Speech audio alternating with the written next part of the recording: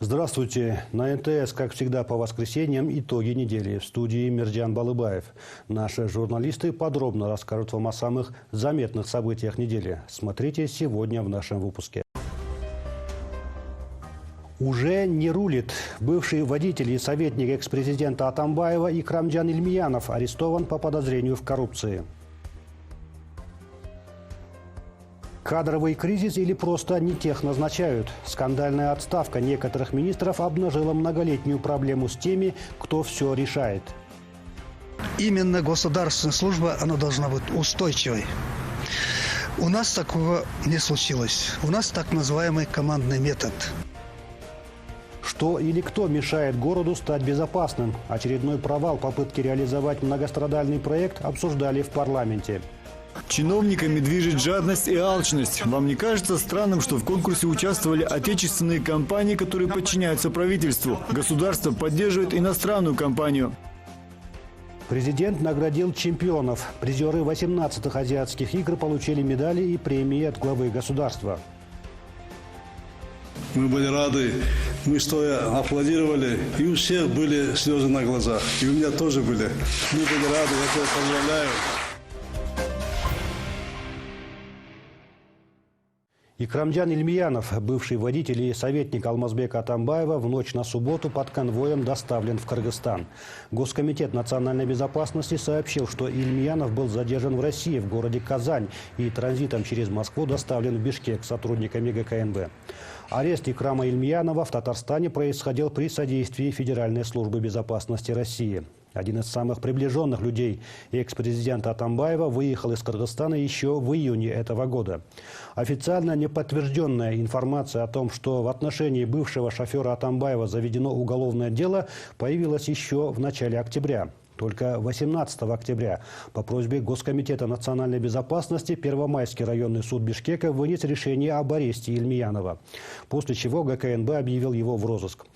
Он подозревается в коррупционном преступлении. По неподтвержденным пока данным, Икрамджан Ильмиянов в бытность заместителем руководителя аппарата президента Атамбаева получил взятку в $150 тысяч. Доставленному в Бишкек Ильмиянову вчера Первомайский районный суд определил меру пресечения в виде содержания в следственном изоляторе Госкомитета национальной безопасности до 28 ноября.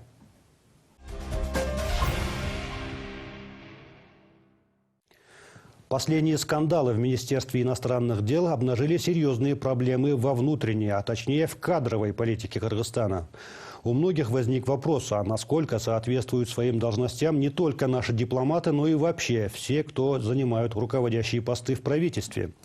Так как уже стало невозможным скрывать последствия отбора и назначения на должности не по профессиональным качествам и опыту, а по принципу преданности. Как результат этого, свою должность они считают подаренной вотчиной, а не служением государству. Некоторые министры, игнорируя запрет главы правительства, уезжают в заграничные путешествия. Не это ли симптом того, что система госуправления находится в кризисе? И эта проблема возникла не сегодня и не вчера. Государство переживает последствия того, что на протяжении многих лет реальными лицами, принимающими решения, являлись преданные друзья, братья, дети, зятья, земляки, телохранители и даже водители. Арест Икрамджана Ильмиянова дает надежду на то, что в Кыргызстане решили по-настоящему бороться с непотизмом. Однако наказание только тех, кто являлся надежной опорой прежней власти, не спасет государство. Необходимо на корню уничтожать кумовство и клановость, чтобы на месте арестованных шоферов не появлялись новые с широкими полномочиями. Только после этого можно будет говорить, что в стране начались настоящие перемены. После того, как в апреле Сапар Исаков был отправлен в отставку, в правительстве сменились лишь премьер-министр и вице-премьеры. Большинство министров остались на своих должностях, что вызвало критику. Новый глава правительства тогда обещал, что Кабмин будет постепенно избавляться от тех, кто не будет справляться с работой. Премьер-министр 6 месяцев назад, когда вы стали премьер-министром, вы говорили, что продолжите работать с этой же командой и будете менять состав Кабмина, исходя из качества работы министров. Сейчас и мои коллеги, и народ ждет. Когда вы начнете выполнять свое обещание? Недавно мы сменили 3 министров. Это одно из моих обещаний. Чтобы оценить работу кадров, нужно сначала поработать с ними. За один день нельзя дать оценку их работе. Министр, которого я представляю сейчас, и кандидата еще на 2 министерские должности – все это часть данных мной обещаний. Весной, когда вы представляли состав нового правительства, если помните, я возмущался, что вы привели правительство стариков. Наверное, вы устали от стариков или старики от вас устали. Теперь вы привели молодых ребят. Это похвально. Надеюсь, в Министерство культуры и Министерство труда и соцзащиты вы тоже назначите таких же молодых парней, как Чингис. Из прежнего состава правительства сейчас продолжают оставаться на своих должностях глава Минфина, Минсельхоза, Минтранса, Министерства образования. В остальных ведомствах руководители сменились. В последние 2 недели вследствие скандала в Сеульском аэропорту покинули свои кресла министр иностранных дел Эруан Абдулдаев и глава Министерства труда и социального развития со своими заместителями. Скандал в МИД обернулся отставкой также посла Кыргызстана в Корее Калычбека Султана, который сразу же заявил, что попросил политическое убежище в Малайзии. Этот поступок теперь уже бывшего посла многие посчитали недопустимым. Скандал с Калычбеком Султаном обнаружил серьезные проблемы с подбором кадров в системе Министерства иностранных дел.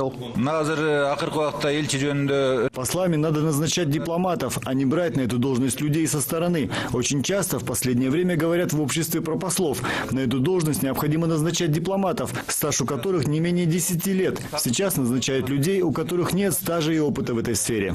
Будь то министр или посол, в последние годы звучит очень много нареканий по поводу профессионализма кадров. Только за последний год со скандалом ушли в отставку около десятка высокопоставленных чиновников. После того, как парламент отправил в отставку Сапара Исакова с должности премьер-министра, его обвинили в злоупотреблении при реконструкции Бишкекской ТЭЦ и был арестован. В связи с этим же делом были взяты под стражу 2 бывших мэра Бишкека Куанычбек Кулматов и Албек Ибраимов, экс-председатель национального энергохолдинга Айбек Калиев, бывший министр энергетики Османбек Артыкбаев также находятся в следственном изоляторе. Подозреваемый в должностном преступлении, но уже по другому делу бывший первый вице-премьер, экс-депутат Аскарбек Шадиев объявлен в розыск после того, как он сбежал в Америку. Еще один бывший вице-премьер-министр Душенбек Зилалиев приговорен к 3 годам условно за ложную информацию о якобы заложенной бомбе. Сам он утверждает, что всего лишь сделал замечание девушке-курсанту по поводу ее формы. Все эти факты обнаружили серьезные проблемы в кадровой политике государства, считают эксперты. Необходима кардинальная реформа. Кадры, они не могут быть подготовлены за один день или за 1 год. Даже 5 лет – это мало для того, чтобы подготовить нормального, хорошего государственного чиновника. Во всех развитых странах именно государственная служба, она должна быть устойчивой. У нас такого не случилось. У нас так называемый командный метод. По классической форме при парламентском правлении это руководитель победившей партии или руководитель партии, который образовал коалицию. Он должен стать главой правительства и государства. И он должен нести за это прежде всего политическую ответственность. А что такое политическая ответственность? Если как руководитель партии, ставший премьер-министром, не справляется с этой работой, должно уходить не только он, и его все правительство, и парламент. Разумеется, не все высокопоставленные чиновники нарушают служебную этику и своим поведением позорят страну. Но кадровую политику государства заметно подпортил новый порядок подбора и назначения глав ключевых ведомств. Начиная с 2010 года министерские должности в правительстве распределяются по квоте между фракциями, вошедшими в коалицию большинства. Именно с этого момента среди членов Кабмина начали появляться случайные люди. Как правило, это люди, близкие к партийным лидерам, внесшие весомый финансовый или иной вклад в предвыборную кампанию партии. Сейчас в парламенте предлагают проект закона о политических должностях. В этом документе будут прописаны конкретные условия отбора и требования к претендентам на руководящие посты в правительстве. Министр здравоохранения ошол тармакта 10 жылдан кем эмес иштеген адам барсынчы. Сектор здравоохранения то должен проработать не менее 10 лет. В сельское хозяйство тоже пусть проработает в этом направлении лет 10. Социальный сектор также 10 лет стажа, причем успешного. Вот давайте все эти критерии укажем в документе. Пусть будут четкие требования. Мясо должен разделывать мясник, а у нас и архитектор мясо разделывает, и мясник лезет в работу архитектора. У нас кадровая чехарда. Когда приходит профессионал, то работа строится от самой низшей точки до самого верха. Все выстраивается выстраивается. При неумелом же управлении все рушится на корню. В этом году в Кыргызстане был создан резерв кадров. Из 800 претендентов туда было отобрано 35 человек. И только один из них был назначен на должность. Государственная кадровая служба отбирает в резерв кадров, имеющих стаж не менее 7 лет, с высшим образованием, обладающих лидерскими качествами и безупречной репутацией. Однако нельзя сказать, что кандидаты на министерские должности отбираются именно по этим критериям. Заместители министра, руководители госорганов, ведомств, административных ведомств, они с принятием нового реестра, согласно реестры, они утверждаются указом президента.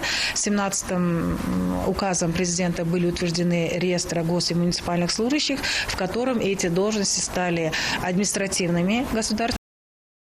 Относятся к административным, однако назначение на эти должности проходит в особом порядке. То есть без проведения конкурса, но это в прерогативе президента, премьер-министра, в соответствии кому относится этот госорган и эта должность, в чьей прерогативе. В настоящее время в Кыргызстане насчитывается 18 тысяч государственных и 10 тысяч муниципальных служащих. На 300 граждан страны приходится по одному чиновнику. Примерно 20% расходной части бюджета направляется на содержание этой армии госслужащих. Игорь Потанин, Эльзат Эркинтур, Ирлан Кемельбеков, НТС. Итоги недели.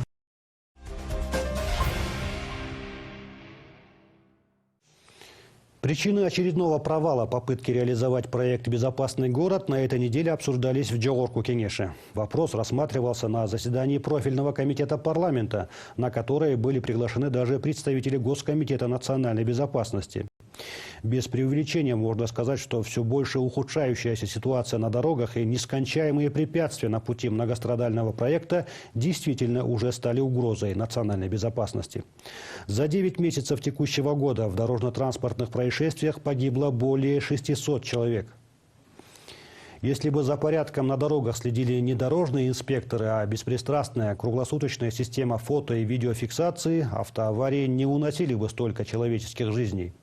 Кто или что вот уже на протяжении 7 лет мешает внедрению проекта «Безопасный город»? Почему каждый раз конкурс по отбору компании-подрядчика заканчивается судебными разбирательствами? Ответы на эти и другие вопросы попыталась найти Сабина Дамаскина. Все новыми скандалами обрастают попытки все-таки сделать Бишкек безопасным городом. На этот раз чиновники недовольны решением комиссии по жалобам Департамента госзакупок, в которую обратилась проигравшая тендер российская компания «Безопасность информационных систем». Напомним, в начале минувшего месяца был объявлен аукцион для фирм, которые готовы заняться внедрением многострадального проекта «Безопасный город». По его итогам победителем стал российский концерн радиостроения «Вега». Ход тендера контролировала специально созданная межведомственная комиссия в лице членов правительства, депутатов и экспертов в сфере высоких технологий и госзакупок. Однако несколько дней назад первый вице-премьер-министр Кубатбек Боронов на заседании парламентского комитета заявил, что отдельные чиновники мешают реализации проекта.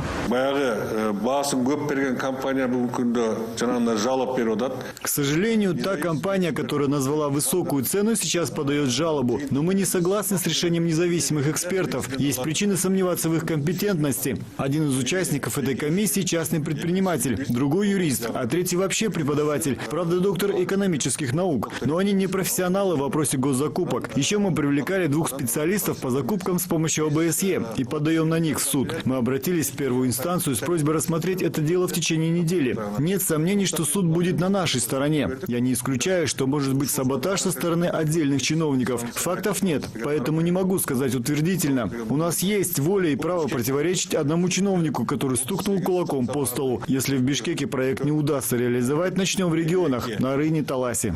С мнением замглавы Кабинета министров сложно не согласиться. На протяжении всего времени, что не утихают разговоры о внедрении проекта, прошло несколько тендеров. Неоднократно было заявлено о множестве различных компаний, готовых заняться безопасным городом. Однако пока дальше проведения этих аукционов работа так и не продвинулась. Проект не реализуется с 2011 года, 7 лет. По разным причинам, по похожим схемам идет затягивание в реализации проекта. В итоге страдают простые граждане. Тендера организуются, идет одна схема и сценарий подачи жалоб одной из компаний, одной из сторон. Непонятна позиция правительства, государственных органов, которые должны отвечать за реализацию данного проекта. идут судебные тяжбы, и это все гибнет в судебных тяжбах, да, которые бездействуют, допускают провалы раз за разом тендеров, провалы реализации данного проекта. Кто понес ответственность? Так кто же мешает сделать столицу безопасной? Чтобы наконец выяснить это, парламентарии предложили обратиться за помощью к силовикам. По словам депутата Джугурку-Кенеша Мирлана Джинчуроева, выяснить, кто тормозит проект, мог бы ГКНБ. Чиновниками движет жадность и алчность. Вам не кажется странным, что в конкурсе участвовали отечественные компании, которые подчиняются правительству? Государство поддерживает иностранную компанию, а местные компании подают жалобы на решение правительства. Вы искусственно создаете проблему, а потом отходите в сторону. У вас нет исполнительской дисциплины. В пилотном режиме проект уже запускался не раз. Камеры видеонаблюдения устанавливали на автодороге Бишкек-Ош, оснастили подобной техникой и 4 перекрестка столицы. Система даже помогла выявлять нарушителей. За 1,5 года было зафиксировано более 80 случаев. От оплаты штрафов в казну поступило 11 миллионов сомов. Камеры работают на 4 перекрестках в тестовом режиме. Но пока владельцам автомобилей, которые попали в объективы этих камер, уведомления о нарушениях мы не отправляем. Пилотный проект начал работать лишь с апреля. За это время в общей сложности зафиксировано 229 737 нарушений. В основном автомобилисты превышают скорость, игнорируют сигналы светофора, выезжают на встречную полосу и не соблюдают стоп-линии. Всего за этот период времени в местах, где расположены камеры, проехало 5 138 000 автомобилей. Согласно техническому обоснованию, которое подготовила российская компания «Вега», все расходы по оснащению города специальным оборудованием концерн берет на себя. По подсчетам специалистов, если в течение 5 лет на дорогах нашей страны будет зарегистрировано как минимум 109 миллионов фактов нарушений ПДД, то деньги, которые поступают в бюджет от оплаты штрафов, вполне смогут окупить расходы. Соответственно, проект в лучшем случае к 2024 году.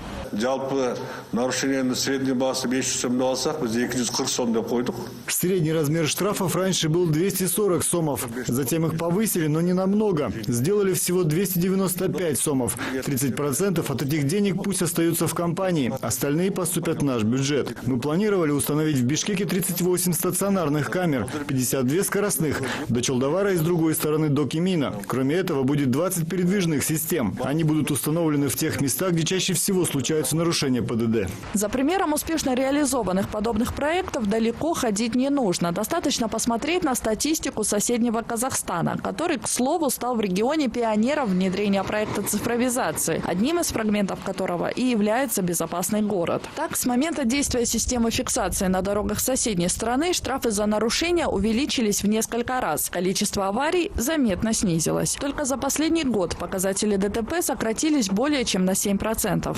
Штрафы за нарушение правил дорожного движения в Казахстане. Превышение скорости на 20-40 км в час, 10 минимальных расчетных показателей, 24 050 тенге. Наказание за повторное нарушение в течение года, 72 150 тенге. Проезд на запрещающий сигнал светофора или запрещающий жест регулировщика, кроме случаев движения на железнодорожном переезде, 10 минимальных расчетных показателей, 24 050 тенге. Повторное нарушение в течение года, 36 075 тенге плюс пересдача. Выезд на встречную полосу движения в случае, если это запрещено правилами дорожного движения, в том числе сопряженный с разворотом или поворотом, лишение водительского удостоверения на 1 год. Создание аварийной обстановки, то есть действие, вынудившее других изменить скорость, направление движения, 10 минимальных расчетных показателей, 24 050 тенге. Наказание за повторное нарушение в течение года, лишение водительского удостоверения на 6 месяцев. Совершение ДТП без пострадавших, 20 минимальных расчетных показателей. Либо лишение водительского удостоверения, наказание за повторное нарушение в течение года, 48 100 тенге, либо лишение на 6 месяцев. Управление автомобилем в состоянии опьянения, либо передача управления лицу, находящемуся в состоянии опьянения, лишение водительского удостоверения на 3 года, 3-й раз в течение года после возврата прав лишение на 10 лет и арест на 30 суток. Минимальный расчетный показатель в Казахстане в 2018 году составляет 2405 тенге. Тем временем в Иссык-Кульской области власти города Балыкчи решили не ждать помощи со стороны и внедрить свой безопасный город. Собственными силами установили 84 камеры видеонаблюдения и 2 системы фиксации нарушений правил дорожного движения. На эти цели из муниципального бюджета было затрачено всего 15 миллионов сомов. Одна из систем фиксации нарушений ПДД установлена на въезде и выезде из города. Одна камера следит за машинами, которые заезжают в город. а другая за выезжающими из Балыкчы. Вторая система передвижная. Она устанавливается на машину и курсирует по городу, фиксируя нарушения. Не успел градоначальник Балыкчи заявить о запуске безопасного города, как инициативу раскритиковали и поспешили отменить. Оказалось, что технические параметры установленного оборудования не соответствуют миссии проекта «Безопасный город». С технической точки зрения я сразу скажу, что 84 камеры установлены для видеофиксации. Ядра там абсолютно нету. И 2 скоростных рубежа поставлены, которые просто фиксируют. В данном случае этот проект, он локальный, он не работает. Он только работает для ГУВД города Балыкчи. Именно только видеофиксация. Установлены камеры обычные, не стандартизированные. Для отслеживания, да? Они не могут. Вот наш проект, он ядро ставится, куда добавляется функционал и идет стыковка именно по реестрам владельцев автотранспортных средств полностью. Вот это все идет. У них такого нет. Проект «Безопасный город» направлен на то, чтобы усложнить жизнь нарушителям на дорогах, сократить количество аварий и не дать возможности лихачам остаться безнаказанными. Однако пока парламентарии решают, кто и как будет заниматься безопасностью города, как минимум в рамках оснащения столичных улиц современной техникой для фиксации нарушений, на дорогах страны случилось почти 4,5 тысячи аварий. Погибло больше 600 человек. 77 из них – дети. Сабина Дамаскина, Эрлан Кемельбеков, НТС. Итоги недели. На фоне скандалов с зарубежными поездками наших чиновников приятной новостью стала серия побед наших спортсменов на международных турнирах. На этой неделе президент вручал государственные награды призерам 18-х азиатских игр. В копилке кыргызстанской сборной 3 золотых, 5 серебряных и 12 бронзовых медалей.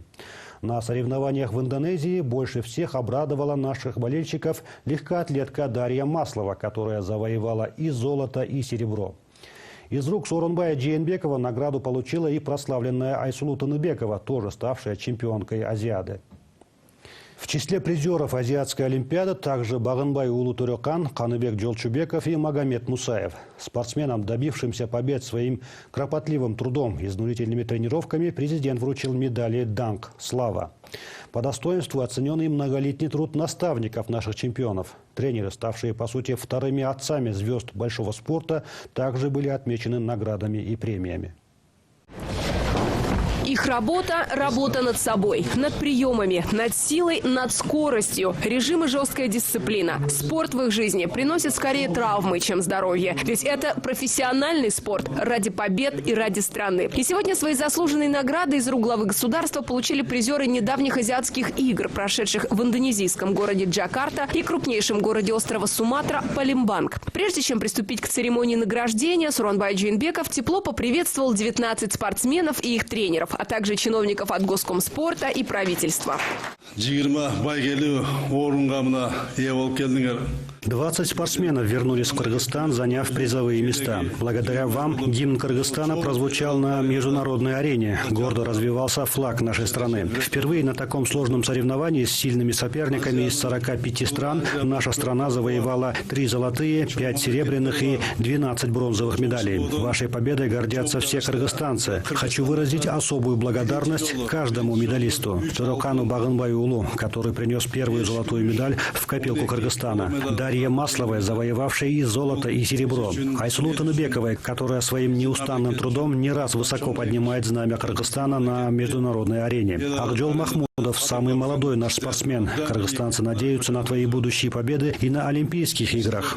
Помимо слов благодарности за принесенную стране победу, глава государства поименно обратился к ребятам, отмечая, что каждому из них победа далась нелегко. И здесь, на родине, это видели и оценили. И только благодаря стремлению к победе, приложив непростые физические усилия, подчеркнул президент, эти 4 девушки и 15 парней, стоя на пьедестале победителей, заставили миллиарды людей увидеть кыргызский флаг и услышать кыргызский гимн. Каждая схватка, каждый старт и каждый рывок заставлял родных и близких, тренеров и болельщиков с замиранием сердца следить за ходом выступления до самого финала.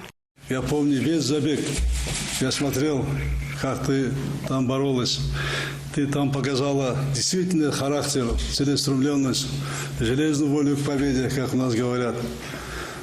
когда такое напряжение было, тот забег, такое напряжение было, когда оставалось где-то 150-200 метров, вы 4 спортсменки отделились. 3 смугленькие и беленькая наша Дарья. И мы все стоя болели за тебя. И когда выходил на финишную прямую, когда был разворот, ты как ракета вырвалась вперед и в гордом одиночестве сама финишировала. Мы были рады, мы стоя аплодировали, и у всех были слезы на глазах. И у меня тоже были. Мы были рады, я тебя поздравляю. И второй забег, если было бы еще время для отдыха, ты бы взяла еще одно золото. Но это серебро мы приравниваем как золото. Ты молодец. Эту белокурую девочку, хрупкую, но неимоверно выносливую, знает вся страна и за ее пределами. Легкоатлетка Дарья Маслова принесла нашей стране сразу 2 победы. Тот забег, о котором с такой гордостью говорил глава государства, был на 10 тысяч метров. Пересекая финишную черту, Даша показала результат в 32 минуты 7,23 секунды, обогнав таким образом 10 спортсменок из других стран. А вот на дистанции на 5000 метров соперница из Бахрейна пришла на 12 секунд быстрее. Маслова оказалась второй. Мои тренера меня готовили к предстоящим стартам, к условиям готовили. Было очень жарко, душно, влажность была большая, соперники были сильные, но мы готовились на 2 дистанции. Тренировки выполняли такие, что будем бежать 2 дистанции, отдыха было мало.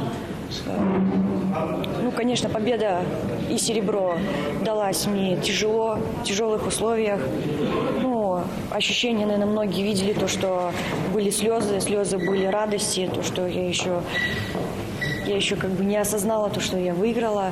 Будем дальше тренироваться, а потом уже тренера будут сами решать, на какие соревнования мы поедем.